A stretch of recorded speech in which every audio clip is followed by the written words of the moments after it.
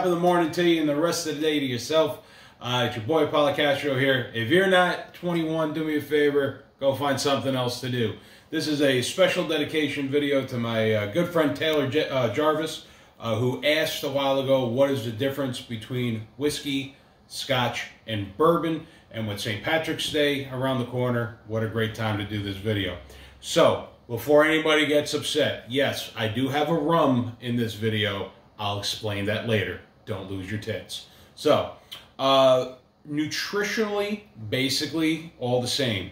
Whiskey, scotch, and bourbon are all related. Whiskey is kind of a catch-all term for any alcohol that is made from grain, water, and yeast. That's it.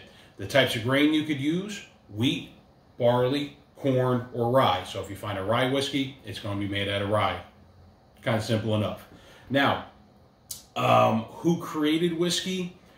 Right now, the consensus is that it was first formed in Ireland based off of some licenses that were issued, although Scotland disputes that. But if it's an Irish whiskey, it's got to be made in Ireland.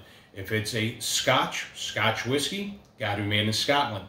Bourbon is the native spirit of America. It has to be 51% corn to be considered bourbon, but that's really the major differences. Now, to go into a finer point, the distillation process, you put your mash in the kettle. It's usually a copper kettle, although they switched over to stainless steel. Some people like to roast their cereals that go into it. Once it's roasted, you put it in the copper pot, water. Some people like to filter the water. It's got to be spring water. All depends on the distiller's preference. You add your yeast. You let that sit for a little bit. The sugars ferment, make alcohol. You distill that alcohol using heat. Alcohol evaporates at a different temperature than water. Now, as far as the colors, this is where the rum's going to come in. I'll explain that in a second. Maker's Mark, aged 6 years. Bushmills, aged 5.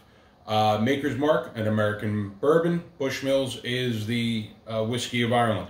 Now, you notice that they're a pretty brown color, kind of almost the same. It's only about a year's difference. Over here, we have William Grant's. Couldn't find an H stamp on that. Come over here to the Dimble's Pinch, I believe. This is kind of an off-brand I found in my father-in-law's basement, of all places. 15 years. Green Label, 12 years. This is a rum aged 12 years. You could start to see the difference that even though this is aged a little bit shorter, it's darker. That's because all your scotches, bourbons, whiskeys have to be put in oak barrels to age, to let them kind of mellow out a little bit. Now, some of them are charred, some of them are going to be new, some of them will start in a new barrel, finish in a char barrel. Again, it's all on the distiller's preference. But what happens is the alcohol goes in clear, and through, Pat, brace yourself, through the swelling of the wood, giggity, what's going to happen is that alcohol is going to infuse into the wood, interact, and it's going to pick up some different flavors.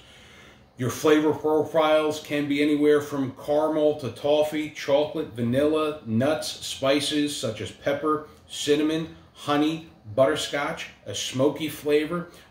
You could find yourself with flavors ranging from apple to cranberry, figs, and plums. What your preference is, that's on you. I hope this video helps. And as I say in the old country, Salancha, and I'll see you down the road. Have a good one.